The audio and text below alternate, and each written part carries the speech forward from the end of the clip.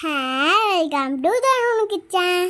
இன்னைக்கு ரெசிபி பார்க்க போகிறோம்னா எங்கள் அத்தை செஞ்ச பானிபூரி மசால் பூரியும் நாங்கள் அப்போ செய்ய பார்க்கலாம். எங்கள் அத்தை ஆட்டி வச்சு குழம்பு வச்சாங்க.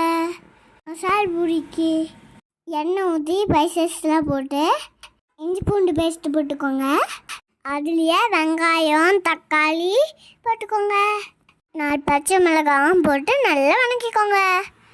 பச்சை பட்டாணி உருளைக்கிழங்கு குக்கரில் வேக வச்சு எடுத்துக்கோங்க. இந்த வணக்கத்தில் பொட்டுக்கடலை கொஞ்சம் பொடினா கொஞ்சம் மையாக அரைச்சி எடுத்துக்கோங்க. இப்போ தாளிப்பு கூட்டலாம். சட்டியில் எண்ணெய் ஊற்றி தாளித்து எடுத்துக்கோங்க. அரைச்சதில் எடுத்து ஊற்றிக்கோங்க. சிக்கன் மசாலா கறி மசாலா கொஞ்சம் கொஞ்சமாக போட்டுக்கோங்க. மிளகாய் தூளும் கொஞ்சம் போட்டுக்கோங்க.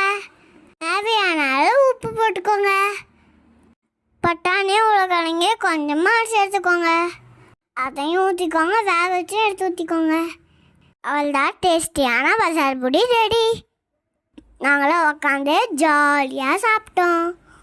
பானிபூரி மசால் பூரி எல்லாம் சாப்பிடலாம். பாய். லைக் பண்ணுங்கள், கமெண்ட் பண்ணுங்கள், மறக்காம சப்ஸ்கிரைப் பண்ணுங்கள். பாய் சுட்டீஸ். Thanks for watching.